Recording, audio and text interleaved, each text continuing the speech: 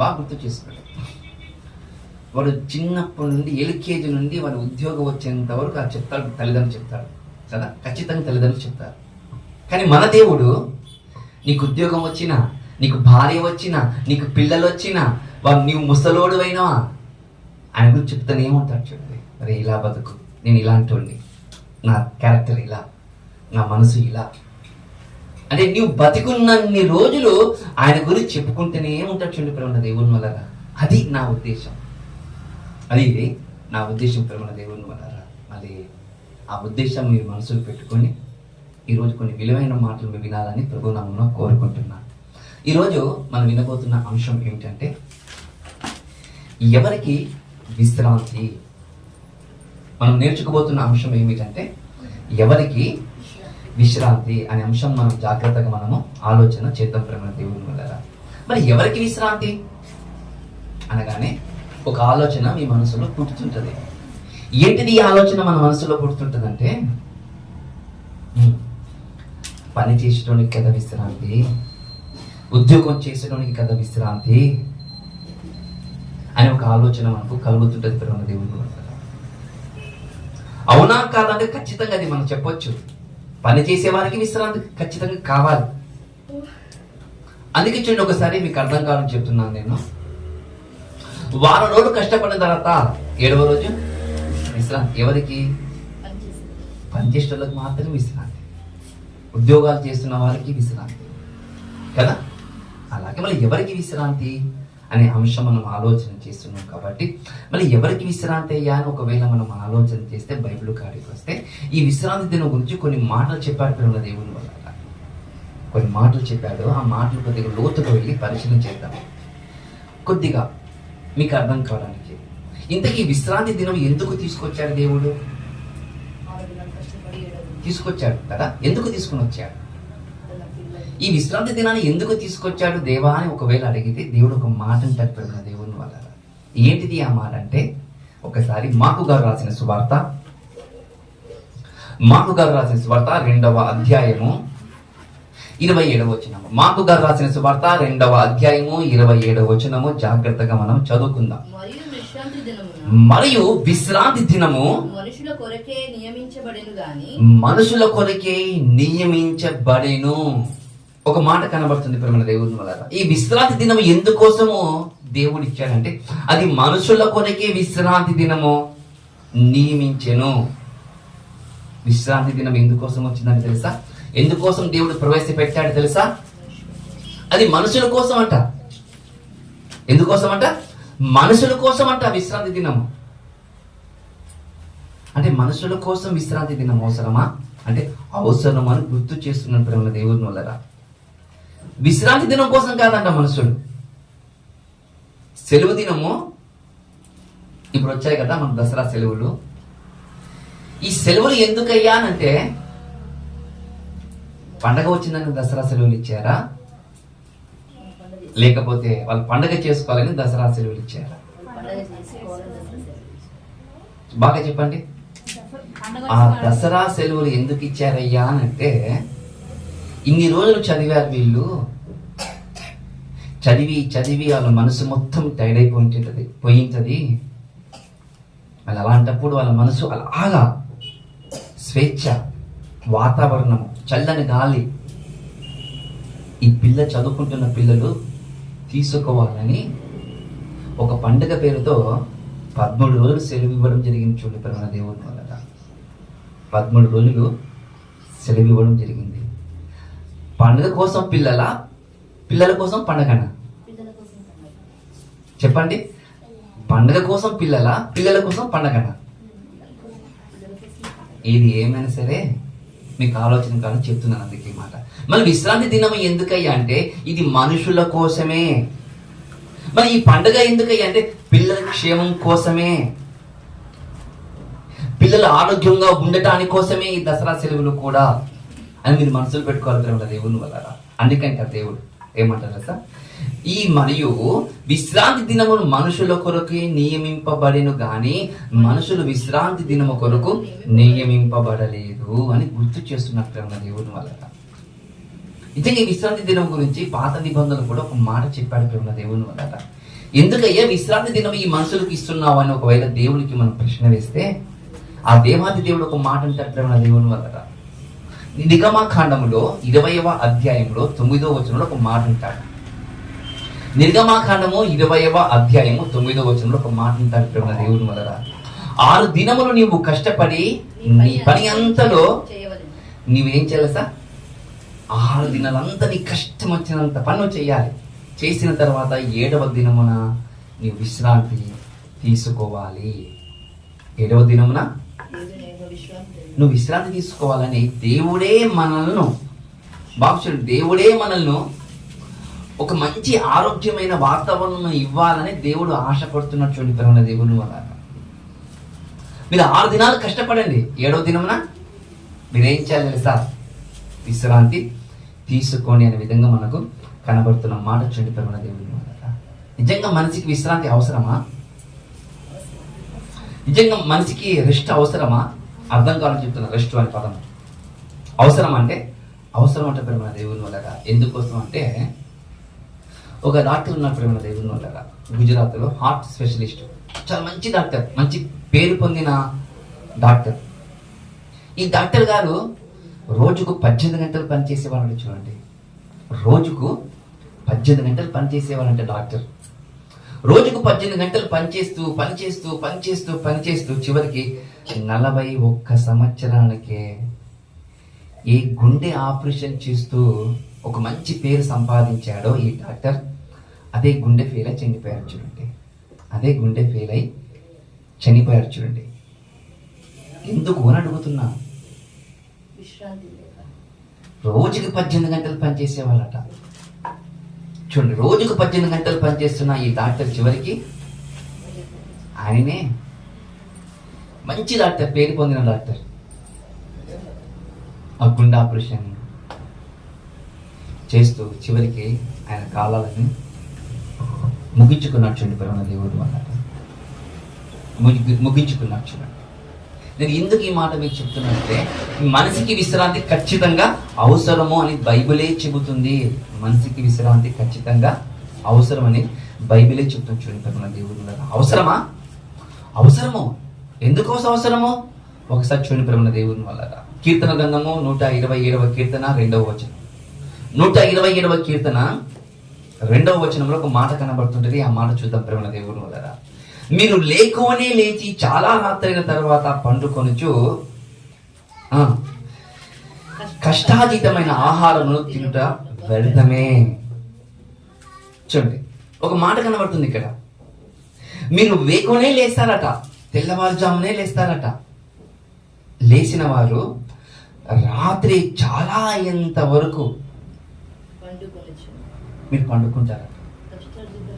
మీ కష్టాతీతము సంపాదించిన ఆ కష్టాతీతము ఆహారము ఒకవేళ మీరు తిన్నా అది వ్యర్థమే.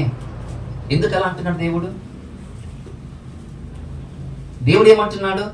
మీరు వేకునే లేస్తారు, తెల్లవారుజామునే లేస్తారంట. లేచిన తర్వాత మీరు రాత్రుల వరకు బాగా కష్టపడతారట. కష్టపడిన తర్వాత మీరు ఆహారం సంపాదించుకుని తిన్నారనుకోండి, మీ తిన్న ఆహారం వ్యర్థమే అంటున్నాడు దేవుడు. ఎందుకు అని కష్టపడదా దేవుడు? సోమర్తనంగా ఉంచామని అనుకుంటున్నాడు దేవుడు మనల్ని ఏమన్నా? కాదు. ఏదో అంటున్నాడు ఒక మాట. ఏంటిది ఆ మాట అంటే, మీరు వేకునే లేస్తారు కదా, మంచిది లేవడం, ఆరోగ్యదాయకం మీరు వేకుజామునే లేవడం. రెండవది ఏంటిది అంటే, చాలా రాత్రి ఇంతవరకు మేలుకుంటున్నాడు చూడండి. చాలా రాత్రి వరకు మేలుకుంటున్నాడు చూడండి. అది తప్పు, అది అనారోగ్యము, అది ఆరోగ్యం కాదు, అది ఆరోగ్యదాయకము కాదు. చాలా రాత్రి ఎంతవరకు మీరు మేలుకొని అప్పుడు తింటా చూడండి ఆహారం, అది మీ ఆరోగ్యానికే మంచిది కాదు. కొంతమంది ఉంటారు ప్రేమ దేవుని వల్ల రాత్రి 1-2 అయినా కూడా నిద్రపోరు. 1-2 అయినా కూడా నిద్రపోరు. ఎందుకు నిద్రపోరు అంటే, ఇది ఎందుకు అంటే అది నీ ఆరోగ్యము మంచిది కాదు. నువ్వు అలా చేయకూడదు. నీ క్రమాన్ని మార్చుకునే విధంగా మనకు కనబడుతున్న విధానం చూడండి పరమ దేవుని వల్ల. కొంతమంది దయ్యాలాగా 12 గంటలకు 2 గంటలు తింటారు తిండి. ఎందుకయ్యా అంటే వాళ్ళు అలా చేసుకున్నారు. అలా చేసుకోవడం వలన మంచిది అనుకుంటున్నాం మనము, మంచిది కాదది. అనారోగ్యం గురి తీస్తుంది, లేని రోగాలు వస్తాయి. అందుకే దేవుడు విశ్రాంతి దినాన్ని తీసుకొచ్చాడు. మన దేవుడి మొదట మీరు 6 దినాలు కష్టపడండి, 7వ దినమున మీరు విశ్రాంతి తీసుకోండి అన్నారు. అంతేకాదు రాత్రి కూడా ఎందుకు ఇచ్చాడు తెలుసా? నువ్వు నిద్రపోవడానికి ఇచ్చాడు. రాత్రి కూడా దేవుడు ఎందుకు ఇచ్చాడు తెలుసా? నిద్రపోవడానికి దేవుడు ఇచ్చాడు ప్రేమ దేవుని వల్ల. మళ్ళీ నిద్రపోకుండా రాత్రి కూడా నేను మేలుకుంటాను, నేను పని చేస్తాను అని అంటే ఏమవుతుందని తెలుసా? నీ ఆరోగ్యము చెడిపోతుంది అంత చెడు ప్రేమ దేవుని వల్ల. నీ ఆరోగ్యము చెడిపోతుంది అంత చెడు ప్రేమ దేవుని వల్ల. ఒక దిక్కు ఆరోగ్యం గురించి చెప్తాడు, మరొక దిక్కుడు ఏం చెప్తాడు తెలుసా? ఈ భూమిని గురించి కూడా చెప్తాడు ప్రేమ దేవుని వల్ల. ఈ భూమిని గురించి చెప్తారు దేవుడు. ఎలా చెప్తారంటే లేవి కాండము 25వ అధ్యాయము 2వ వచనం జాగ్రత్తగా మనం చూసుకుందాం. లేవియ కాండము 25వ అధ్యాయము 2వ వచనం ఒక మాట చూద్దాం ప్రేమ దేవుని వల్ల. చూడండి, నువ్వు ఇశ్రాయేలుతో ఇలాగను, నేను మీకు ఇచ్చుచున్న దేశంలోనికి మీరు వచ్చిన తరువాత ఆ భూమి కూడా యెహోవా పేరిట విశ్రాంతి కాలము ఆచరింపవలెను. 6 సంవత్సరములు నీ చేతి ద్వారా విత్తనముల ద్వారా విత్తవలెను. 6 సంవత్సరములు నీ ఫలవృక్షములతో దాని ఫలములను కూర్చుకొనవచ్చును. 7వ సంవత్సరమున భూమి కూడా విశ్రాంతి కాలము అవసరము అని ఒక మాట మనకు కనబడుతుంది. చూడండి ప్రేమ దేవుడు అంటే ఏమో చెప్తున్నాడు దేవుడు. మనిషికి విశ్రాంతి అవసరం అంట. విశ్రాంతి ద్వారా మనిషికి ఆరోగ్యం ఉంటుందట. ఆరోగ్యం ఉండటం కాదు, నువ్వు నివసిస్తున్న ఈ భూమికి కూడా విశ్రాంతి అవసరమట.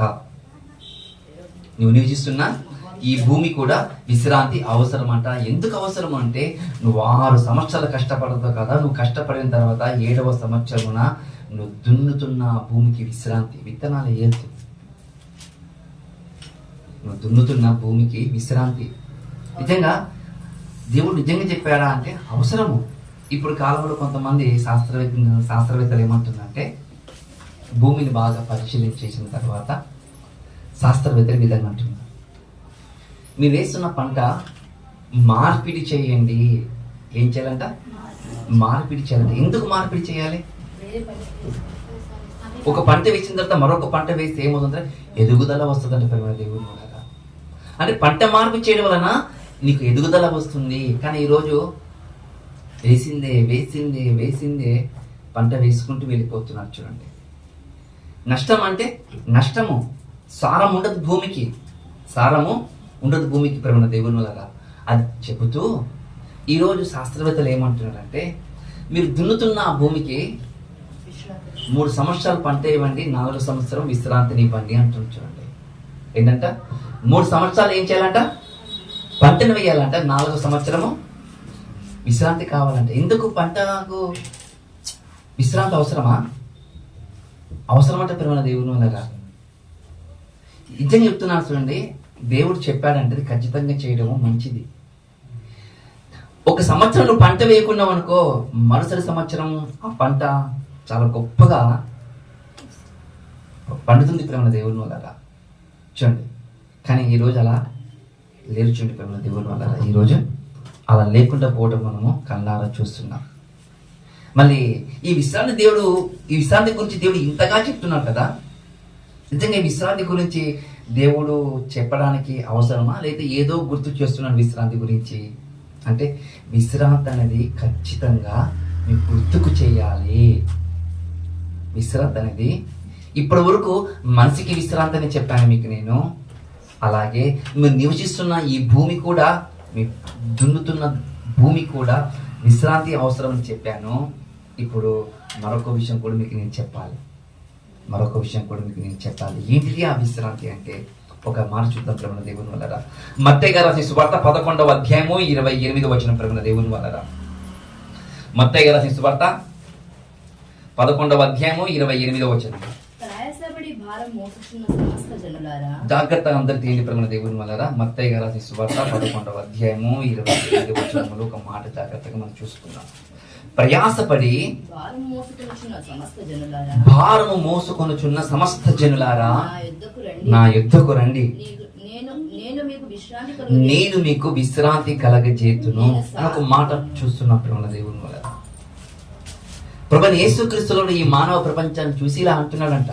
ఏమని అంటున్నాడంటే, ప్రయాసపడి భారము మోసుకొని వచ్చుచున్న సమస్త జనులారా నా యుద్ధకు రండి, మీకు విశ్రాంతిని వస్తగదను అంటున్నాడు ప్రేమ దేవుని వల్ల. అంటే యేసుక్రీస్తుల వారి దగ్గరికి వస్తే విశ్రాంతి దొరుకుతుందా?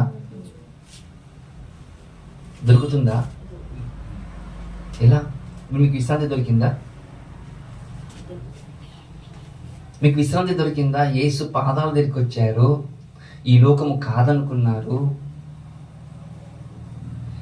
ఈ లోకం ద్వారా ఎన్నో నిందలు మీ మీద వస్తున్నాయి, మీకు విశ్రాంతి దొరికిందని అడుగుతున్నా. విశ్రాంతి దొరికిందా? దొరకలే. మనకి ఈ మాట తప్ప ఏమన్నా? దేవుడు చెప్పబడిన మాట ఏమైనా అపార్థం చేసుకునే విధంగా రాయబడిందా? ఎప్పుడు దేవుడి మాట అపార్థం కాదు ఇప్పుడు మన దేవుడి మాట. కానీ ఈరోజు విశ్వాసులు అపార్థం చేసుకున్నారు, బోధకులు అపార్థం చేసుకున్నారు. దేవుడు మాత్రం ఎప్పుడు అపార్థంగా చెప్పడు. చూడండి ఏమంటున్నాడు తెలుసా? ప్రయాసపడి భారము మోసుకొనుచున్న సమస్త జనులారా నా యుద్ధకు రండి. మీరు ప్రయాసపడి భారం మోస్తున్నారంటే ఏం భారం మోస్తున్నాడు? ఏం భారం మోస్తున్నారు? మీరు భారం మోస్తున్నారంట. భారం ఉందా మీ మీద ఇప్పుడు ఏమన్నా? మరి భారం మోస్తున్నట్టు దేవుడు ఇక్కడ అంటే ఏదో భారం మోస్తున్నారంట. ఏంటిదయ్యా భారం అంటే ఒక మాట చెప్తుంది ప్రేమ దేవుడు వల్ల. ఒకసారి ఆ మాట చూసుకుందాం. కీర్తనలు 38వ కీర్తన 4వ వచనం. 38వ కీర్తనలో 4వ వచనం ప్రేమ దేవుని వల్ల. నా దోషములు నా తల మీదగా పొర్లి ఉన్నవి, నా తల మీదగా పొర్లి ఉన్నవి, నేను మోయలేని బరువు వలె అవి నా మీద మోపబడి ఉన్నవి అని ఒక మాట కనబడుతుంది ప్రేమ దేవుని వల్ల. మీరు ప్రయాసపడి భారము మోసుకొని జనులారా నా యుద్ధకు రండి అంటున్నారు. ఇంతకీ మీ ప్రయాస పడుతుంది కదా, ఏది మీరు భారం మోస్తున్నారో అంటే దేవుడు గుర్తు చేస్తున్నాడు. ఏం గుర్తు చేస్తుంటే భారం అంటే ఏందో తెలుసా? ఒక మాట కనబడుతుంది ప్రేమ దేవుని వల్ల. నా దోషములు నా తల మీద పొర్లి ఉన్నవి. నిజంగా నా దోషములు నా తల మీదగా పొర్లి ఉన్నవి, నేను మోయలేని బరువు వలె అవి నా మీద మోపబడి ఉన్నవి. మీ దోషములంట బరువెక్కుతున్నాయట. నిజంగా ఎవరైనా సరే నా మీద దోషాలు ఉన్నాయి, నా మీద బరువు ఉన్నాయి అనుకుంటున్నారు ఎవరైనా? ఎవరు అనుకోరు. మనం ఎన్ని తప్పులు చేసినా ఏం కాదులే, తెలిసినంత వరకంట ఒక సామెత ఉంది లోకంలో, తెలిస్తే దొంగనంట, తెలియకపోతే దొంగట. తెలిస్తే దొంగ, తెలియకపోతే దొర. మనం ఏమనుకుంటున్నాము? దొరలనుకుంటున్నాం మనము. అంటే మన మీద దోషములు ఉన్నాయి. యార దోషములు ఎక్కడ లేవు. భుజాల మీద లేవు, కాళ్ళ మీద లేవు, చేతుల మీద లేవు, తల మీద లేదు. మన మీద దోషములు ఉన్నాయని దేవుడు గుర్తు చేసుకున్నాడే. మీ మీద దోషములు ఉన్నవి, అవి మోయలేని భారముగా మారిపోతున్నాయి. మోయలేని భారముగా మారిపోతున్నాయని గుర్తు చేస్తున్నటువంటి దేవుడు వల్ల. అంటే అవి మోయలేని భారంగా ఉన్నాయా మన దోషములు? మీరు మోయలేని భారములు మీ మీద ఉన్నాయి కాబట్టి నా యుద్ధకు రండి. ఏంటంట? నా యుద్ధకు రండి, మీకు విశ్రాంతిని ఇస్తాను అంటారు దేవుడు. అంటే ఈ మోయలేని భారములన్నీ మోసుకుంటూ మీరు నా దగ్గరికి వస్తే నేను ఏం చేస్తాను తెలుసా? మీకు విశ్రాంతిని ఇస్తాను అంటారు ప్రేమ దేవుడు. ఇంకా అంతకన్నా గొప్ప దేవుడు మనకి ఎవరు కావాలి చెప్పండి ప్రేమ దేవుడు వల్ల. మనకు అంతకన్నా మంచి మాట మనకి ఏం కావాలి చెప్పండి ప్రేమ దేవుడు వల్ల. చూడండి, మనం ఏమనుకుంటున్నాం అంటే మనము తప్పులు చేస్తున్నాం, ఒకదాని మీద ఒకటి తప్పులు చేస్తున్నాము. మళ్ళీ ఈ తప్పులు అనేది మన మీద ఉన్నాయా లేవా అని కూడా మనం ఆలోచన చేయలేకపోతున్నాం. చూడండి,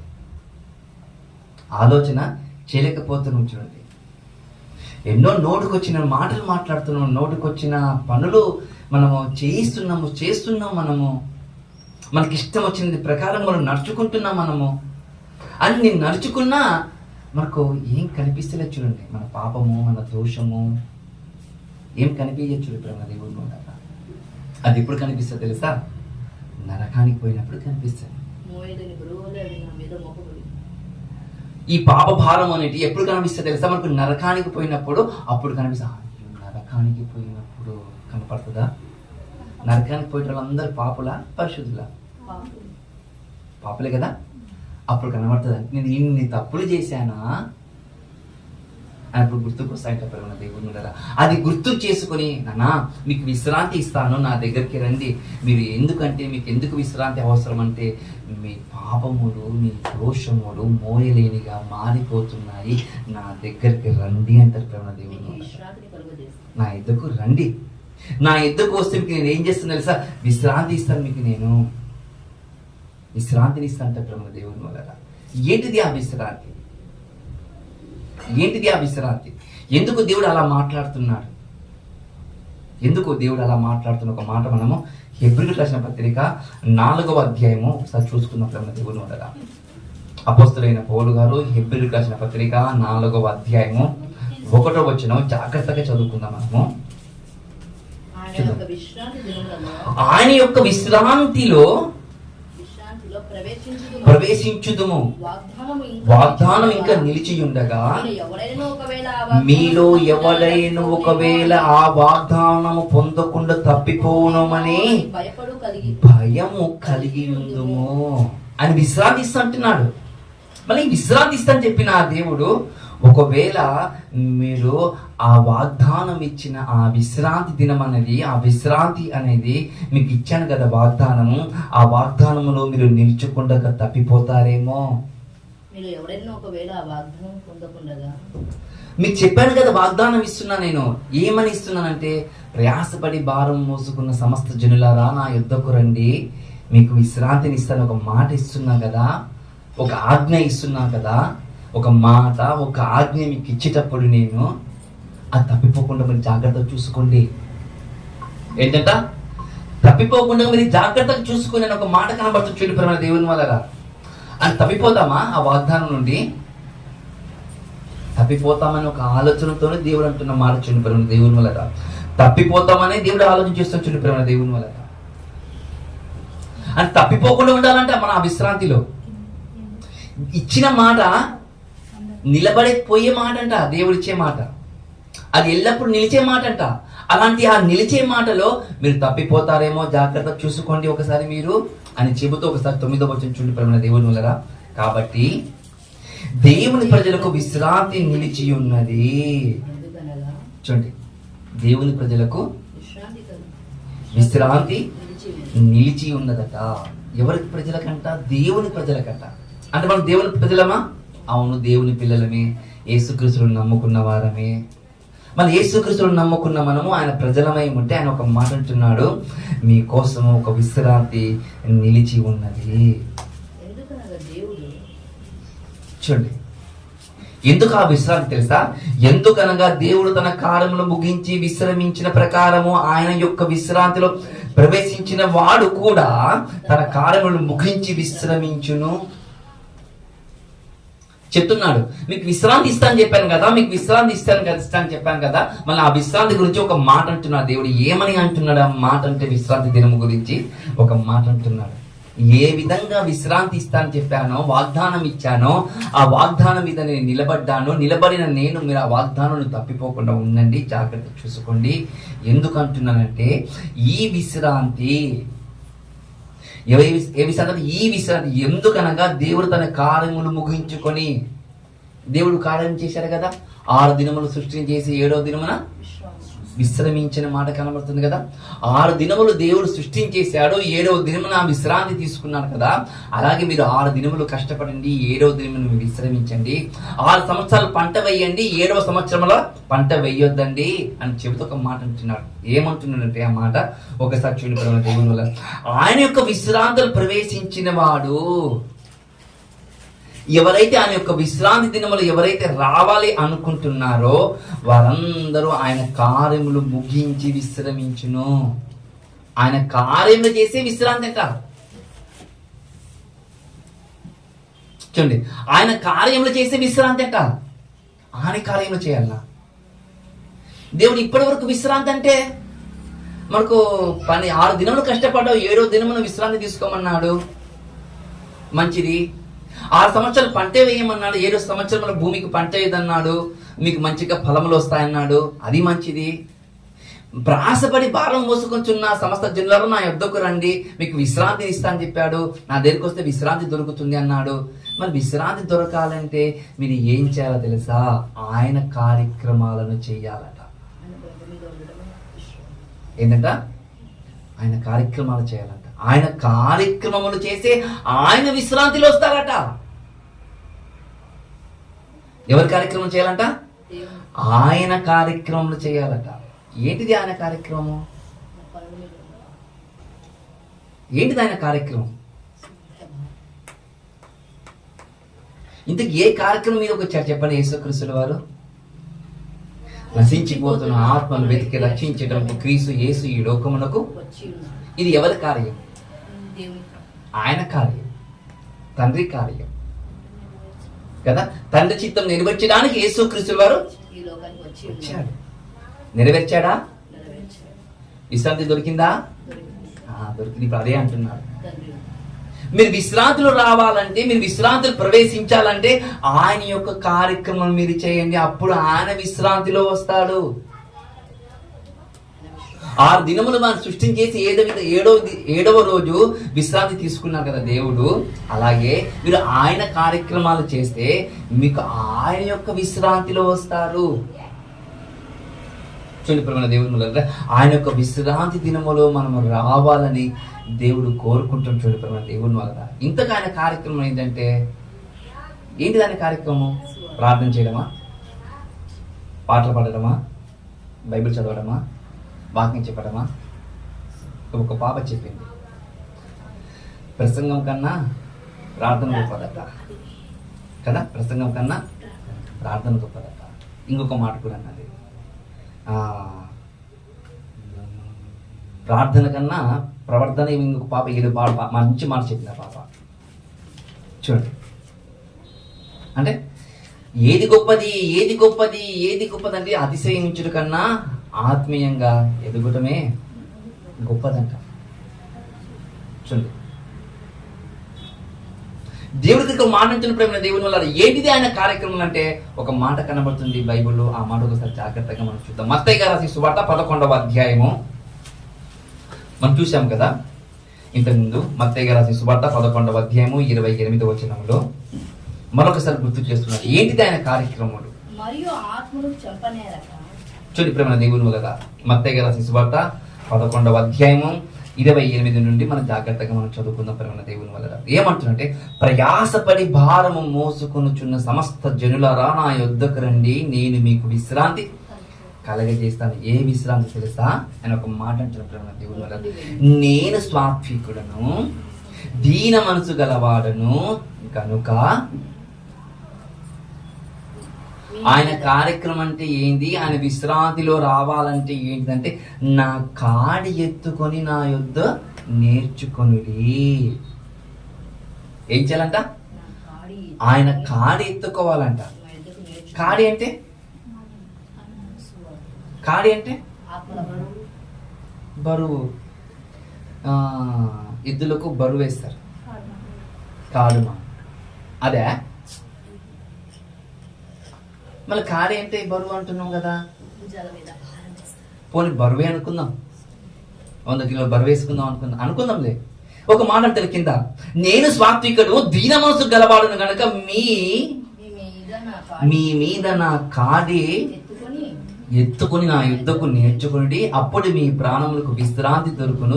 ఏలైనగా నా కాడి సులువుగాను బరువైనది నా భారమైనది, తండ్రులు బరువు ఉండదని చెప్తున్నా దేవుడు. ఏమన్నా మనం బరువు అనుకున్నాం కదా కాడి అంటే. నా కాడి సులువుగాను భారముగాను కాడి అంటే మనం బరువు అనుకున్నాం కదా. కాడి అంటే ఏదో మోపుతున్నది అనుకున్నాం కదా. ఇంత కాడి అంటే ఏంటంటే ఆయన కాడి ఆయన పని అట. ఆయన కాడి అంటే ఆయన పని అంట. ఆయన పని అంటేనే మనకు భారం వస్తుంది చూడండి. ఆయన పని అంటేనే మనకు భారము. నిజంగా ఆయన పని అంటే భారమా? ఖచ్చితంగా భారం. మన పని అంటే ఎలా చేస్తాం చెప్పండి? సులువుగా చేసి మన పని మనం ఎలా చేసుకుంటాం చెప్పండి, మీరు చెప్పండి. పాడుతూ పాడుతూ చేసుకో. బిర్యానీ వండుతున్నాం అంటే ఇంట్లో వాతావరణం మారిపోతుంది కదా. ఆ గుమ్మగుమ్మలు ఎప్పుడు అవుతుంది, ఆ ఎనర్జీ ఆ ఎనర్జీ వేరు బిర్యానీ వండుతుంది ఇట్లా కదా. కానీ దేవుడు అంటున్నాడు ఇక్కడ, మీ కాడి అనేది మీరు ఏదో అనుకుంటున్నారు కదా, ఆ తింటున్న ఆహారం గురించి మీరు ఎంత ఆనందపడుతున్నారో, నా కాడి నా కాడి, నా పని, నా భారము కూడా సులువైనది. బిర్యానీ వండటానికన్నా 4 గంటలు 3 గంటలు కావాలి. ఆయన కాడి సులువంట. సులువా? నా భారం సులువైన ఆయనే చెప్పేటప్పుడు ఇంకా మనం సమాధానం ఏం చెప్పకూడదు ప్రేమ దేవుడు ఉండగా. సులువు అంటే ఎలా ఉంటుందంటే, ఏలైనగా నా కాడి సులువుగాను నా భారము తేలికగాను ఉన్నవి. మనసు పెడితే అది తేలిక. అందుకంట ప్రేమ దేవుడు ఉండగా గుర్రానికంట నీళ్ళు తాకడానికి ఆడు తీసుకెళ్ళచ్చట, నీళ్ళ కాడ తీసుకెళ్ళచ్చట, చెరుకు తీసుకెళ్ళచ్చట. కానీ తాగంటే తాగదంట. అది ఇష్టం వచ్చినప్పుడు తాగుతుందట గుర్రం. మనము కూడా దేవుని పని చెయ్యండి రా చేయండి. ఎవరు చేయరు. అర్థమైనప్పుడు చచ్చిపోయిన ఎవరన్నా కళ్ళారా అప్పుడు చేద్దాం రా పని చేద్దాం రా అని కొంతమంది ఆలోచనలు పుడతారు చూడండి. దేవుడు కొన్ని ఆలోచనలు పుడతారు చూడండి. అంటే మనిషికి ఏదైనా సరే ఒక కళ్ళార ఒక భయంకరమైన వాతావరణం సంభవించినప్పుడు అప్పుడు మనకి ఏమనిపిస్తుంది తెలుసా? బాగా ప్రార్థన చేసేటోడు, మంచిగా సంఘానికి వెళ్తాడు, ఆయనే అంత అన్యాయం చేసిపోయి చూడ కుటుంబానికి. అప్పుడు మనకేమొస్తుంది తెలుసా? భయం కలుగుతుంది. అప్పుడు మనకు భయం కలుగుతుంది. ఏం భయం తెలుసా? ఆయనే ఇట్లా పోయినప్పుడు మనం ఎంత, మన ప్రార్థన లేదు, బైబుల్ లేదు, సంఘం అనేది లేదు, ఏది లేదు. మనము ఒరే కష్టం రా, ఒరే మార్చేయండి వాతావరణం మొత్తం, ఇట్లా వాతావరణం మొత్తం మార్చేయండి. ఏ వాతావరణం మార్చాలంటే ఒరే టీవీలు బంద్ చేసేయండి, ఫోన్లు బంద్ చేసేయండి, ప్రార్థన చేయండి, బైబిల్ చదవండి అందరూ అని ఒక వాతావరణం మార్పు తీసుకొస్తాం చూడండి. ఇప్పుడు మన దేవుడు వల్ల ఒక వాతావరణాన్ని మార్పు చేసుకోవడానికి మనం ఇంట్లో ప్రయాసపడతాం చూడండి ఇప్పుడు మన దేవుని వల్ల. అందుకే దేవుడు అంటున్నాడు, రే నా కాడి బరువైనది కాదు, నీ పెడుతున్న భారము చాలా సులువుదది, అది చాలా తేలికగా ఉంటుందంట. ఆ తేలికగా మీకు కనిపించాలంటే నా దగ్గర రండి, మీకు నేర్పిస్తాను అంటున్నాడు దేవుడు వల్ల. అంటే ఆయన కాడి మోయాలన్నా, ఆయన బరువు మోయాలన్నా, ఆయన పని చేయాలన్నా ఆయన కాడికి రావాలట. కొంతమంది మోటివేషన్ స్పీకర్స్ మోటివేషన్ చేస్తుంటారు, చదవలేని కూడా వారు చదివేటట్టుగా వాళ్ళకి ఎనర్జీ చేపిస్తారు చూడండి ఇప్పుడు మన దేవుని వల్ల. అన్ని రోజులు చదవనోడు వారు చదవడానికి మొదలు పెట్టంటే ఏం జరిగింది? ఇంతకు ఏదో జరిగింది. మన కళ్ళారా, మన చెవులారా ఏదో కొన్ని వినలేనివి, కొన్ని చూడలేని మాటలు, వినలేని ఆలోచనలు వాళ్ళ మనసులో పడ్డాయి చూడండి. అప్పుడు వాళ్ళు ఏం చేస్తారు సార్? కష్టపడతారు మన దేవుడు వల్ల చదవడానికి. దేవుడు కదా అది అంటున్నాడు, ఒరే నా దగ్గరికి వస్తే ఇవన్నీ మీకు ఏమనిపిస్తుంది తెలుసా? భారం అనుకుంటున్నారు మీరు. కుటుంబం అనేది ఒక భారము, భార్య అనేది ఒక భారము, పిల్లలనేది ఒక భారము, చేతి పని ఒక భారము, ఉద్యోగం అనేది ఒక భారము, వ్యవసాయం అనేది ఒక భారము మీరు అనుకుంటున్నారు. నా దగ్గరికి రండి, అవన్నీ తేలికైపోతాయి. అవన్నీ తేలికైపోతాయి అంటే మన దేవుని వల్ల. అందుకంటే చాలా మంది కొంతమంది ఏం వాడుతుంది తెలుసా పదాలను? యేసుని నమ్ముకోండి, మీకు అవి వస్తాయి, ఉద్యోగాలు వస్తాయి. ఇంకా మీకు కొడుకు కావాలన్నా కొడుకు పుడతాడు, కూతురు కావాలన్నా కూతురు పుడుతుంది, మీకు కోడలు మంచి కోడలు కావాలన్నా ఒక అందమైన కోడలు వస్తుంది, ఒక మంచి అల్లుడు కావాలన్నా ఒక అందమైన అల్లుడు వస్తాడు అని ప్రకటనలు చేస్తారు. చూడండి, వాళ్ళకి ఏమర్థమైందంటే వాళ్ళకి అదే అర్థమైంది. ఇప్పుడు మనకేం అర్థం కావాలంటే, ఒరే ఆయన కాడికి వస్తే మనకు ఈ లోకం నుండి మనం ఏది మనం అంతగా ఇష్టపడతామా? ఆయన కాడికి వస్తే మనము మళ్ళీ ఇష్టం లేనప్పుడు బరువుగా ఉంటుందని నేను అడుగుతున్నాను. నేను ఇప్పుడు మీకు ఇష్టం ఉంటే ఎట్లుంటుంది? సులువు అనిపిస్తుంది. నాకు ఇష్టం ఉందనుకోండి, సులువుగా అనిపిస్తుంది. ఈ లోకం ఎంతమందికి ఇష్టం చెప్పండి? దొంగలు మనం దొరికిపోతాం. ఈ లోకం అంటే ఇష్టం అని అనుకో, ఈ లోకం అంటే అన్ని ఇష్టమే మనకి. ఇక్కడ ఏది తప్పించుకోనికి ఏది కుదరదు. చూడండి, ఎగ్జాంపుల్ మీకు అర్థం కావడానికి, ఫోన్ రీఛార్జ్ అయిపోయింది అనుకోండి, వెంటనే చేసేందుకు మనసుకి ఉండదు. అది ఇష్టంతో మనం అనుకుంటాం, అవునా? అది ఇష్టమే కాబట్టి ఖచ్చితంగా మనం చేస్తాం. ఆదివారం కాగానే ముక్క దిగాలి నోట్లో, అదొక ఇష్టం. పండగ రాగానే ఒక మంచి వాతావరణంలో మనం ఉండాలి, ఒక పిండి వంటలు ఉండాలి, అదొక ఇష్టము. ఇవన్నీ ఇష్టమే మనకు. మళ్ళీ ఇవి ఇష్టం పెట్టుకున్నప్పుడు వంటలు వండే కాడ బాగా చూడండి, ఈ వంటలు వండే కాడ మీరు ఇష్టపడే వేసుకుంటున్న ఆ బట్టల కాడకి వచ్చేందుకు పండుగకు ఈరోజు మనము ఒక మంచి ఆటం చేద్దామమ్మా, ఒక మంచి పెద్ద పథకం చేద్దాం, మంచికి 5,000 ఏమంటారా? బట్టకి ఎత్తిస్తారు, పిండి వంటలకి ఎత్తిస్తారు. ఆయన పని చేద్దామంటే అంటే ఈ లోకము ఇష్టపడితే అది భారమైపోతుంది. ఈ లోకం ఇష్టపడితే భారమైపోతుంది మనకు. ఆయన ఇప్పుడు మనకెట్లుందంటే, ఆయన మాట అంటేనే భారం ఇస్తారు మనకు. ఆయన మాట అంటేనే భారం, ఆయన నీతి అంటేనే భారము. చూడండి, ప్రార్థన చేయని మోకాల మీద దిగకుండా 2 గంటల సేపు అంటే అదొక భారం కనబడుతుంది. చూడండి, మీకు కనబడుతుందా? అది ఆయన కాడికి వచ్చి నేర్చుకున్న వాళ్ళైతే అదే అంటున్నాడు, నా కాడికి వస్తే మీకు తేలికైపోతుంది, నా పని భారం మీకు తేలికగా కనబడుతుంది. ఆత్మలో ఒక ఆలోచన, ఆత్మలో ఒక ఆరాటం ఉంటే సువార్త పరిచయం చేయరా? అది యేసుక్రీస్తు వరకు ఉందంటారా లేదంటారా? నిజంగా ఉందా? ఆయనకు ఉంది కాబట్టే రాతంతా ప్రార్థన చేసి తెల్లవారుజామున ఏం చేశాడు? అది అనుకున్నాడు ఆయన, ఇది కాదు, ఈ లోకం నాది కాదు, ఈ బంధుత్వం నాది కాదు, ఇది స్థిరం కాదు, ఇది నాకు కావాల్సింది ఒకటి, అది పరలోకము. నాకు విశ్రాంతి ఉంది, ఆ విశ్రాంతిలో నేను చేరాలంటే ఇవన్నీ నాకు ఏది ఇష్టం ఉండకూడదు. ఆయన పని మాత్రం ఇష్టం ఉంటే చాలు, ఆయన పని మీదనే నాకు మనసు ఉంటే చాలు. ఇవన్నీ నాకు ఇవన్నీ భారముగా నాకు కనబడుతున్నాయి కదా, ఇవన్నీ నాకు తేలికైపోతాయి అని ఒక మాట మాట్లాడచ్చు దేవుని ఉన్నది. ఆ మాట ఒకసారి మనం చూసుకుందాం. ఏమంటుండే ఇక్కడ? కొరింథీయులకు రాసిన మొదటి పత్రిక 9వ అధ్యాయము 16వ వచనం. అపోస్తలుడైన పౌలు గారు కొరింథీయులకు రాసిన మొదటి పత్రిక 9వ అధ్యాయము 16వ వచనం జాగ్రత్తగా చదువుకున్న దేవుని ఉన్నది. 9వ అధ్యాయము 16వ వచనం. నేను సువార్తను ప్రకటించుచున్నాను. చూడండి ప్రేమ దేవుని వలన మొదటి కొరింథీయులకు రాసిన పత్రిక 9వ అధ్యాయము 16వ వచనము. నేను సువార్త ప్రకటించుచున్నాను, నాకు అతిశయకారము లేదు. సువార్తను ప్రకటింపవలసిన భారము నా మీద మోపబడి ఉన్నది. అయ్యో నేను సువార్త ప్రకటింపపోయిన ఎడల నాకు భారము. అలా కనబడుతుందా? ఆయన అంటున్న పౌలు గారు ఏమంటున్నారు తెలుసా? నా మీద ఒక భారం ఉన్నది, నేను విశ్రాంతిలోనికి వెళ్ళాలని నా మీద ఒక భారం ఉన్నది. ఏంటిదయ్యా ఆ భారం అంటే, ఒక మాట అంటారు, నేను సువార్తను ప్రకటించుచున్నాను, అది నాకు అతిశయకరము కాదు.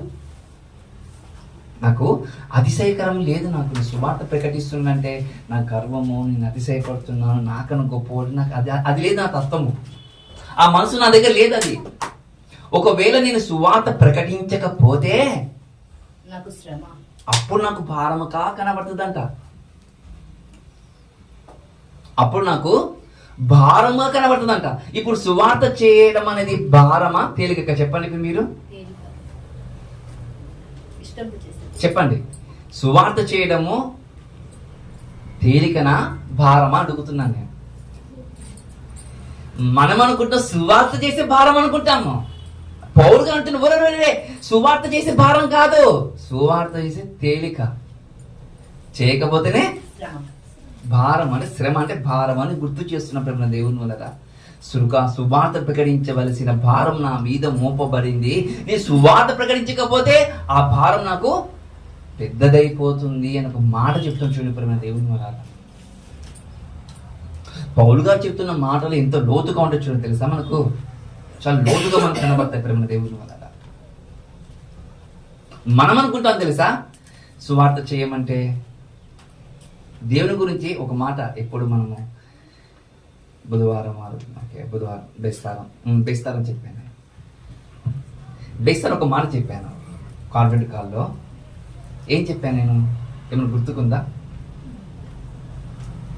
ఒకరు గుర్తు చేయండి చూద్దాం. మీకు బేస్తవారని వాక్యం చెప్పాను కదా, ఏం చెప్పాను గుర్తు చేయండి. గుర్తు లేదా? అడుగుతాను. సంఘము గురించి ప్రార్థన చేసే వాళ్ళు ఎంతమంది ఉన్నారు? నశించిపోతున్న ఆత్మలు కళ్ళారా చూస్తుంటే నీ కన్నీటి వేదన ఆవేదన కలుగుతుందా లేదా? శత్రువులు నీ వాక్యమును మర్చిపోతుంటే నాకు ఆసక్తి భక్తించున్నదని కీర్తనకారుడు మనకి చెప్పినట్లుగా 119, 139 చూసాం మనము. మళ్ళీ ఎంతమందికి ఆ భారము ఉంది అని తెలుసు అది చూస్తే అని చెప్పాను. ఎంతమంది చెప్పారు చెప్పండి వాక్యము? బేస్తవారం నుండి ఈ రోజు వరకు ఎంతమంది వాక్యం చెప్పారు? మీకేమన్నా అది భారం అనిపిస్తుంది? మీకు అది మీకు భారం అనిపిస్తుంది. నేను ఆత్మీయుల సమ్మేళనానికి వెళ్ళాను. నేను లేకపోవడం కారణం అదే. రాయచూరు దగ్గరికి వెళ్ళాను. డైలీ గూగుల్ మీట్లో వాక్యము సహోదరులు మేమందరూ పంచుకుంటుంటాము. మేమందరూ పంచుకొని ఒక 3 నెలలకు ఒకసారి 4 నెలలకు ఒకసారి ఆత్మీయుల సమ్మేళనంగా మేమందరూ కూడుకుంటాం. పెద్ద పెద్ద పాస్టర్లు వస్తారు, సంఘం వస్తుంటుంది. అప్పుడు వారి అనుభవాలు వారి గురించి చెబుతూ ఉంటారు. అప్పుడు అంటే ప్రతిసారి దేవుని కృపతో దేవుని దయతో నాకు కూడా చెప్పిస్తారు. నేను చెప్పాను అపొస్తలుల కార్యము 20వ అధ్యాయము 17వ వచనంలో ఒక మాట అన్నాను. నేను ఎలా బతికానో మీకు తెలుసు, కష్టాలలో బాధల్లో నేను ఉన్నాను మీకు బాగా తెలుసు. నేను ఏది దాచుకున్న ప్రతిదీ నేను వాక్యం చెప్పాను అని చెప్పారు పౌలు గారు. అని ఏది దాచుకుని చెప్తున్నానంట. మరి ఈరోజు సేవకులు దాచుకొని చెప్తున్నారు, దాచుకోకుండా చెప్తున్నారని అడిగాను ప్రశ్న. వాక్యం కింద కూర్చున్నాడు బాగా చెప్తే కింద పక్కన ఉన్న సేవకుడు ఏం చేస్తారు సార్? వచ్చే వారం మనకి ఏదంట అంటారు చూడండి. అలాంటి తత్వం లేదా ఈరోజు క్రైస్తవ సమాజంలో అని చెప్పాను చూడండి. అలా ఆ మాటలు చెప్పే వరకు అందరూ అయిపోయిన తర్వాత అన్న బాగా చెప్పారు, అన్న బాగా చెప్పారు, అన్న బాగా చెప్పారు అంటే అలా ఉంది మన సమాజం. అంటే ఒక వ్యక్తిని పరిపూర్ణ చేయడానికి మనం భారం అనుకుంటున్నాం. మనం అది ఒక వ్యక్తిని క్రీస్తులో సంపూర్ణంగా చేయడానికి మనం ఏమనుకుంటున్నాం? భారం అనుకుంటున్నాం. అది భారము కాదు, అది తేలిక. అది తేలిక. అందుకే పౌలు అంటారు, నేను సువార్త చేయకపోతే నాకు భారము, సువార్త చేస్తే తేలిక. నేను ఖచ్చితంగా నేను విశ్రాంతి దినాల్లో ప్రవేశిస్తాను అని ఒక భావంతో మాట్లాడతారు పౌలు గారు ప్రేమ దేవుని వల్ల. చూడండి, అంటే ఒక సేవకుడు మరొక విశ్వాసును సంపూర్ణంగా చేసే విధంగా ముందుకు నడవాలట. భారము తగ్గుతుందా?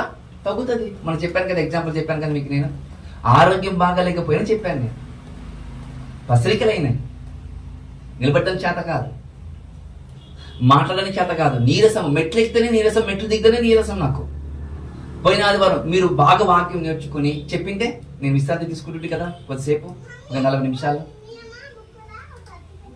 మిమ్మల్ని ప్రయోజకులుగా చేసి పెట్టింటే, మీరు ప్రయోజకులుగా అయి ఉంటే మీరు వాక్యం చెప్పేవాళ్ళు.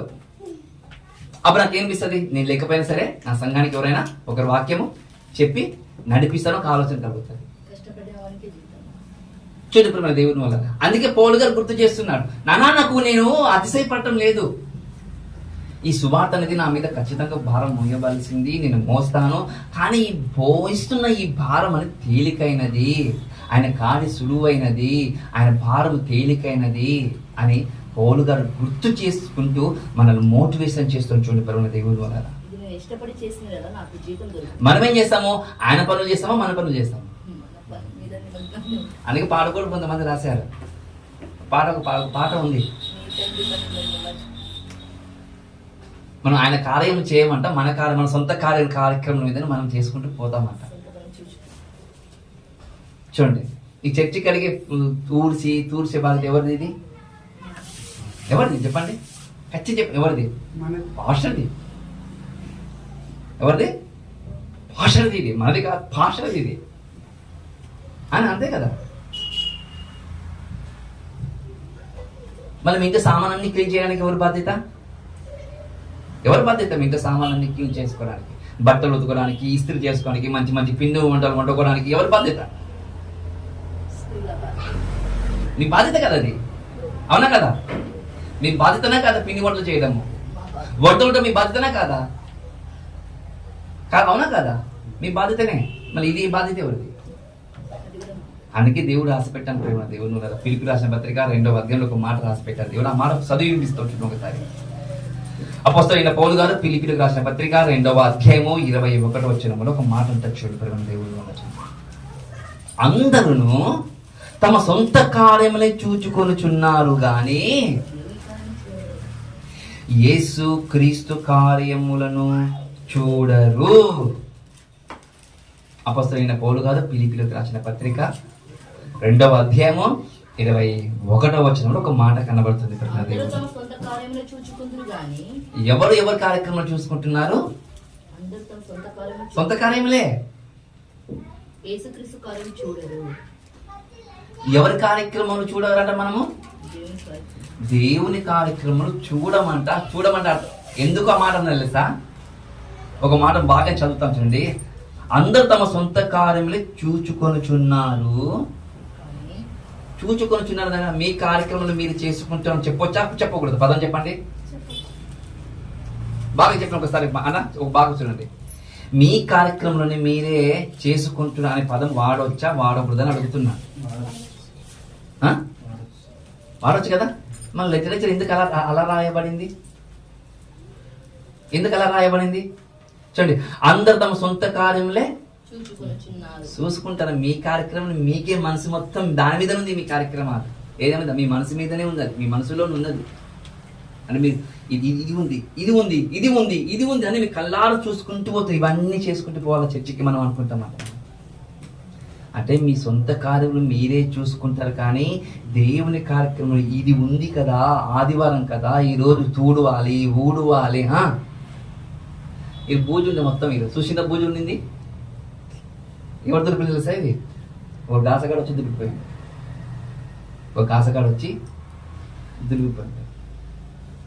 చూడండి. అంటే మీరు బాగా చూడండి. మీ కార్యక్రమం మీరే చేసుకుంటారు. మీ కార్యక్రమం మీరు చేసుకుంటే మీకు విశ్రాంతి దొరుకుతుందా? చూడండి, మీ కార్యక్రమం మీరు చేసుకుంటే విశ్రాంతి దొరుకుతుందా? ఆయన కార్యక్రమం చేస్తే విశ్రాంతి దొరుకుతుందా? పౌలు గారికి ఎవరి కార్యక్రమాలు చేస్తే విశ్రాంతి దొరికింది కదా. మళ్ళీ విశ్రాంతి ఎవరికి ఇస్తా అని చెప్పారు దేవుడు కదా. ఆయన కార్యక్రమాలు చేస్తే ఆయన విశ్రాంతిలో వస్తారట. మనం ఆయన కార్యక్రమాలు చేస్తే ఆయన విశ్రాంతిలో మనం వస్తామంట. ఇప్పుడు మనం ఎవరి కార్యక్రమాలు చేస్తున్నామంటే మన కార్యక్రమాలే మనం చేసుకుంటున్నాము. మన ఆలోచనలే, మన ప్రభావమే, మన ఆలోచనే, మన ఉద్దేశాలే మనం ఇంకా రుద్దుతున్నాం ప్రేమ దేవుడు. అందుకే నేను చెప్తుంటాను, మా సంఘానికి వాక్యం ఒకటి తెలుసు, భక్తి లేదంటాను. అందుకే హెబ్రోను సంఘానికి పోదాం అంటాను నేను. హెబ్రోను సంఘం పోతే భక్తి వస్తుందాడా? అది ఏం చేస్తారు తెలుసా? ఊడవంటే ఊడవాల్సిందే. చర్చి మొత్తం ఊడవాలి. మొత్తం బయట కూడా ఊడవాలంటే బయట కూడా ఊడవాలి. పెండ పెట్టాలకమంటే పెండ పెట్టే కూడా అలకాలి. హెబ్రోను సంఘం కాడ తెలుసా మీ కాడ? నేను అడిగాను మొన్న, అమ్మా నేను వస్తానమ్మా హెబ్రోను సంఘానికి పాస్టర్గా అంటే, ట్రైనింగ్ తీసుకుంటానంటే తీసుకుంటాను. ఏం ట్రైనింగ్ చేయాలంటే బాత్రూమ్ తుడుస్తానమ్మా అన్న. బాత్రూమ్ చేయాలంటే తుడవాలంటే తుడుస్తానమ్మా. మళ్ళీ మీరు ఒక పాస్టర్గా ఉండి మీరు ఆ పని చేస్తే ఎందుకు చేయను? ఎందుకు చేయము? గొప్ప గొప్ప వాళ్ళే చేస్తున్నారు దేనికోసం బతకటం. మనం ఎంతటోళ్ళం చూడండి. ఎందుకంటే మనకు భక్తి అనేది స్థిరముగా కనిపించేది ప్రేమ దేవుడు మన జీవితాలకు. ఆ భక్తి పరలోకానికి పోతుంది. మనకు తను తగ్గించుకుని పరిచర్య వెళ్ళదు, భక్తి వెళ్తుంది. గుర్తుపెట్టుకోండి, పరిచర్య ఎప్పుడు వెళ్తుంది అంటే భక్తిలో ఉంటే పరిచర్య అనేది ఘనంగా కనబడుతుంది. ప్రసంగం కన్నా ప్రార్థన గొప్పది. ఎందుకన్నా తెలుసా? ప్రసంగం గొప్పది కాదు, ప్రార్థన కూడా గొప్పది కాదు అనుకోద్దండి. ప్రసంగం గొప్పదిగా కావాలంటే ప్రార్థన అంతకన్నా గొప్పగా ఉండాలి. అంతకన్నా గొప్పగా ఉండాలి. నువ్వు అంతకన్నా ప్రవర్తన కలిగిన వాడిగా ఉండాలి. చూడండి, ప్రసంగం గొప్పది అవుతుంది, ప్రార్థన గొప్పది అవుతుంది, ప్రవర్తన కూడా గొప్పది అవుతుంది. అంటే ప్రవర్తన అంటే ఇవన్నీ వస్తాయా? ప్రవర్తన మన దగ్గర లేదు అంటాను నేను. ప్రవర్తనే మన దగ్గర లేదు. ఆ ప్రవర్తన ఉంటే చాలు అంటారు దేవుడి ప్రేమ దేవుని వల్ల. ప్రవర్తన అంటే పవిత్రత అని అర్థం. ప్రవర్తన అంటే పరిశుద్ధత అని అర్థం ప్రేమ దేవుని వల్ల. అందుకే పరలోకానికి పరిశుద్ధులు తప్ప ఎవరు రారట. చూడండి, ఆయన అంటున్నాడు, అందుకే నేను పవిత్రత కలిగి ఉన్నాను, పరిశుద్ధత కలిగి ఉన్నాను, అందుకే నేను అర్హుడయ్యాను అంటాడు. నిత్య జీవం నా కొరకు నేను దాచిపెట్టుకున్నాను, నాకు జీవకేట ముందు నాకు పోడుగా అంటాడు మన దేవుని వల్ల. మనం అనాలి అలాంటి మాటలు. ఆయన అన్నాడంటే ఆయన మాట మనం కూడా అనాల్సిందే. ఆయన అన్నాడు ఒక మాట, నేను క్రీస్తుని పోలి నడుచున్న ప్రకారం మీరు నన్ను పోలి. ఆ మాట అన్నాడు ఆయన. మనం కూడా ఖచ్చితంగా అనాలి. ఈ మాట కూడా మనము అనాలి ప్రేమ దేవుని వల్ల. అందుకంటారు మాట ప్రేమ దేవుని వల్ల. మీరు ఏం చేస్తున్నారు తెలుసా? మీ కార్యక్రమాల మీదనే మీరు మనసు పెడుతున్నారు, కానీ దేవుని కార్యక్రమాల మీద ఎవరు మనసు పెట్టడము లేదు. దేవుని కార్యక్రమం మీద మనసు పెట్టాలట. మనసు పెడితేనే భారం అనేది తేలికగా కనబడుతుందంట ప్రేమ దేవుని వల్ల. భారం అనేది తేలికగా కనబడుతుందంట. మనసు లేకపోతే భారం పెరుగుతుంది కదా. మనసులో అనుకోండి, ఇప్పటి నుండి నిద్రపోయేంత వరకు నేను ఈరోజు ఒక్కరికైనా సువార్త చెప్పాలి, ఒక్కరికైనా సువార్త 1000 సార్లు చెప్పుకోండి. అది కూడా చెప్పేసి తెలుసా? మీరు 1000 సార్లు చెప్పుకునే లోపల నేను ఒక సువార్త చెప్పేసి మీరేమనుకుంటారు? సువార్త ఎవరు చెప్పాలని మనం ఆలోచన చేసుకుంటూ కూర్చుంటాం. మనసులో పెట్టుకున్నాం అనుకుని ఆటోమేటిక్ సువార్త చేస్తాం ప్రజల దేవుని వల్ల. చూద్దాం మరొక మాట కొన్ని జాగ్రత్తగా మనం చూద్దాం. ఇదే అపోస్తలుడైన పౌలు గారు మనం చూసుకున్నాం కదా. కొరింథీయులకు రాసిన మొదటి పత్రిక 9వ అధ్యాయంలో 16వ వచనం మనం చదువుకున్నాం కదా. ఒకసారి గుర్తు చేసుకుని మనం ముందుకు పలుకుంటాం దేవుడి వల్ల. 9వ అధ్యాయం 16వ వచనంలో, మొదటి కొరింథీయులకు రాసిన పత్రిక 9వ అధ్యాయము 16వ వచనంలో ఇంతకుముందు చదువుకున్నాం కదా. చూడండి, బాగా చూడండి. నేను సువార్త ప్రకటించుచున్నాను, నాకు అతిశయకరము లేదు. సువార్త ప్రకటింపవలసిన భారము నా మీద మోపబడి ఉన్నది. అయ్యో, నేను సువార్త ప్రకటించకపోయిన ఎడలా నాకు శ్రమ. శ్రమ అనే చోట పుట్టరుకులో 3 చూడండి. ఏముంది 3 అంటే? నేర్చుడి. ఏమని చెప్పండి? పుట్టరుకులో 3 లేదా? నా దానికి ఇక్కడ 3 అని ఉంది ప్రేమ దేవుని వల్ల. అంటే చెయ్యాలి, నేర్చుకోవాలి. ఏం చేయాలంట? నేర్చుకునే మాట మనకు కనబడుతుంది ప్రేమ దేవుని వల్ల. అంటే నేర్చుకోవాలి, నేర్చుడి అంటే పదాలు ఒకటే మనకు కనబడుతుంటాయి. చూద్దాం ప్రేమ దేవుని వల్ల. మనంతకి ఈ విశ్రాంతి దినములో మనం పోవాలని మనం కోరుకుంటున్నాం కదా. మన విశ్రాంతి దినములు పోవాలంటే మనకు అర్థమైపోయింది ఇప్పటి వరకు. అని ఖచ్చితంగా ఆయన పనిలో మనం ఉండాలి అని మనకు అర్థమైపోయింది కదా. అందుకే శిష్యులు కూడా ఒక మాట అన్నాడు, మీరు విశ్రాంతిలో రావాలంటే సర్వలోకానికి వెళ్ళి అన్నాడా? మీరు విశ్రాంతిలో రావాలంటే దేవుడు ఏమన్నాడు శిష్యులకు? సర్వలోకానికి వెళ్ళి సర్వ సృష్టికి సువార్తను ప్రకటించండి కదా. అంటే ఇప్పుడు దేవుడు మనకు అంటున్నాడు ప్రేమ దేవుని వల్ల. మనం విశ్రాంతిలో మనం వెళ్ళాలంటే మనం ఏం చేయాలి తెలుసా? ప్రకటించాలి, చెప్పాలి. ఒకవేళ చెప్పలేదు అనుకోండి, మన కార్యక్రమాలని మనమే ఉన్నాం అనుకోండి.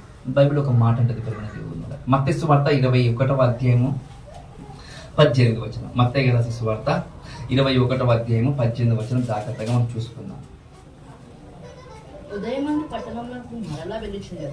జాగ్రత్త చూడండి ఒకసారి. మత్తయి సువార్త 21వ అధ్యాయం 18వ వచనంలో ఒక మాట చూసుకుందాం మనం. ఏమంటుందంటే, ఉదయమందు పట్టణమునకు మరలా వెళ్ళుచుండగా ఆయన ఆకలి కొనెను.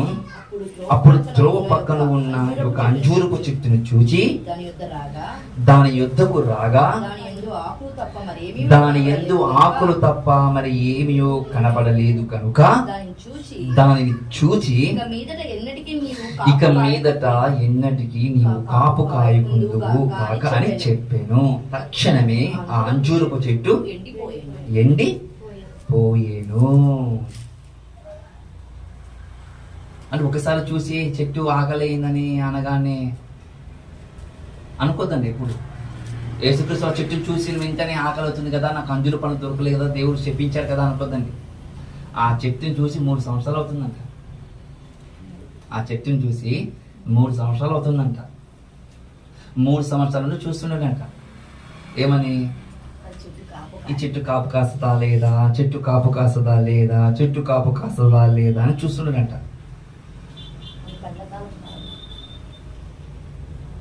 చూడండి, 3 సంవత్సరాల నుండి అయితే ఈ సంవత్సరం అవుతుంది, ఈ సంవత్సరం అవుతుంది, ఈ సంవత్సరం ఏ సంవత్సరం కాయటం లేదట. అప్పుడు దేవుడు ఏమన్నాడు? చూడడానికి మాత్రం అందంగా ఉన్నావు,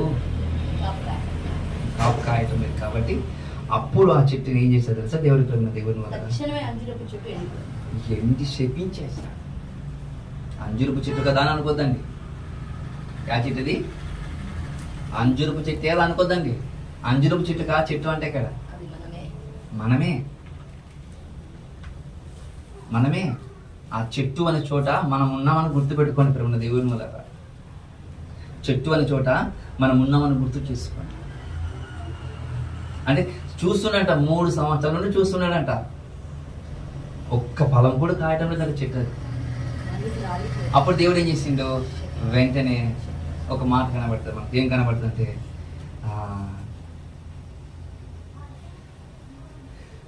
గొడ్డలి ఇంటికాడ ఉన్నది అన్నాడా? ఎక్కడుందంట గొడ్డలి? ఎక్కడుందంట గొడ్డలి? గొడ్డలి వేరు మీద ఉన్నదట. ఎక్కడ?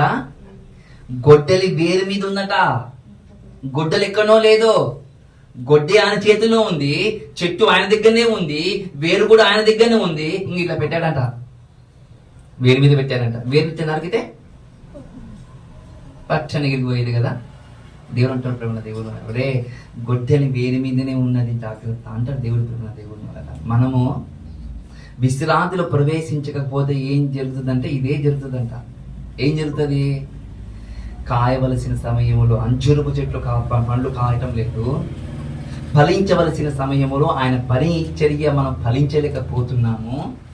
మరి ఫలించలేని సమయంలో మనము మన సొంత కార్యక్రమాన్ని మనం చూసుకుంటూ వెళ్ళిపోతూ ఉంటే ఆయన విశ్రాంతి దినములు ఎవరు రారంట ప్రేమ దేవుని వల్ల. ఇంతకు విశ్రాంతి దినము ఎవరికంటే పని చేసేటోనికే విశ్రాంతి.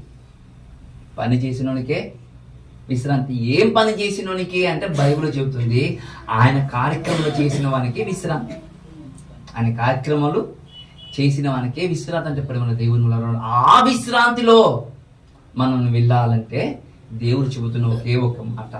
ఏమని గుర్తు చేస్తున్నాడు తెలుసా? నా పని సులువైనది, నా భారము తేలికైనది అంటున్నాడు. నా పని సులువైనది, నా భారము తేలికైనది, కాబట్టి నా పని దగ్గరికి రండి అంటున్నాడు దేవుడు వల్ల. నా పని కాడికి రండి అంటే ఇంకెన్నోసార్లు మీకు చెప్తున్నాను. మీకు మనం దినంలో ఒక మాట అనుకున్నాము, మన ఇంకా గూగుల్ మీటింగ్ కొంతమంది ఆత్మలు, నూతన ఆత్మలు రావాలంటే మనం ఏం చేయాలి? ఫీడ్బ్యాక్ చేయాలనుకున్నాం. ఫీడ్బ్యాక్ అంటే ఇప్పుడు వస్తున్న సహోదరులు ఇంతకుముందు వచ్చిపోయిన వాళ్ళు ఉన్నారు కదా, వచ్చిపోయిన వాళ్ళకి ఏం చేయాలి? ఏమన్నా బాగుండరా, వందనాలన్నా చెప్పి అలగరించి మళ్ళా సంఘానికి నడిపించుకోవాలి. అంటే మళ్ళీ గూగుల్ మీటింగ్కి రావాలని ఒక ఆలోచన చేసి అది ఫీడ్బ్యాక్ చేయాలి. అది ఒకరి కాదు, అందరు చేయాలని చెప్పారు. ఇప్పుడు మన సంఘం కూడా పెరగాలి అని అంటే మనం ఏం చేయాలంట? ఫీడ్బ్యాక్ చేయాలి. ఏం చేయాలి? ఫీడ్బ్యాక్ చేయాలి. మనం వెళ్ళాలి. మన వాక్యం సత్వం మీకు బాగా తెలుసు. మీ వాక్యం మీరు ఇలా చెప్తే మీకు బాగా తెలుసు వాక్యం. మీకైనా గొప్ప వాక్యం చెప్పారు ఇక్కడ. ఆ వాక్యం చేత పడుకొని మీరు చెప్పాలి. మేమే ఇలా చెప్తామండి, మేమే ఇలా చెప్తాము, మళ్ళీ మా సంఘానికి వస్తే ఇలా చెప్తామని అప్పుడు చెప్పాలి. అప్పుడు ఏం చేస్తారు? మీరే నేర్చుకుంటూ మీరు ఇలా చెప్తుంటే వాళ్ళు నేర్పించే పాస్టర్ గారు ఇంకా బాగా చెప్తారు, రండి మీరు వినండి ఒకసారి, మా వాక్యం తప్పుంటే చెప్పండి, మేము ఒప్పుకున్న తప్పని అని చెప్పారనుకోండి, ఫీడ్బ్యాక్ చేశారనుకోండి, అప్పుడు ఏమవుతుందో తెలుసా, సంఘానికి కొన్ని ఆత్మలు వస్తాయి ప్రేమ దేవుడి వల్ల, సంఘానికి కొన్ని ఆత్మలు వస్తాయి. ఇప్పుడు ఈ ఆత్మలు వచ్చామనుకోండి, ఎవరి పని మీద ఉన్నట్లు, తండ్రి పని మీద. ఆయన కార్యక్రమం మీద ఉన్నట్లు. ఆయన కార్యక్రమంలో ఉంటే నువ్వు ఆయన పని చేస్తే నువ్వు ఆయన విశ్రాంతిలోనికి వెళతావు అని గుర్తు చేసుకోండి ప్రేమ దేవుడి వల్ల. ఆయన విశ్రాంతిలోనికి నీవు కానీ నేను కానీ వెళ్ళాలంటే ఆయన కార్యక్రమాలను చెయ్యాలి. అందుకే విశ్రాంతి దినం ఎందుకు పెట్టాడంటే అది మనల్ని గుర్తు చేయడానికి పెట్టాడు. 6 దినంలో కష్టపడిన తర్వాత 7వ దినం ఆయన మందిరంలోకి రమ్మని ఏ విధంగా మనకు చెప్పాడో తెలుసా? 6 దినంలో కష్టపడిన తర్వాత 7వ దినం ఎందుకు విశ్రాంతి తీసుకోవాలో తెలుసా? ఆ విశ్రాంతి దినం చెబుతూ ఈ లోక ప్రకారంగా చెబుతూ విశ్రాంతి దినం ఒక మహా విశ్రాంతి దినం ఉంది, ఆ విశ్రాంతి దినంలో వెళ్ళడానికి మీరు సిద్ధంగా ఉండని గుర్తు చేస్తున్నట్లు మన దేవుని మూలంగా. ఆ విశ్రాంతి దినంలో వెళ్ళాలి అంటే 6 దినాలు కష్టపడాలి. ఎన్ని దినాలు? 6 దినాలు కష్టపడాలంట ఆయన విశ్రాంతి దినంలో వెళ్ళాలంట. మనం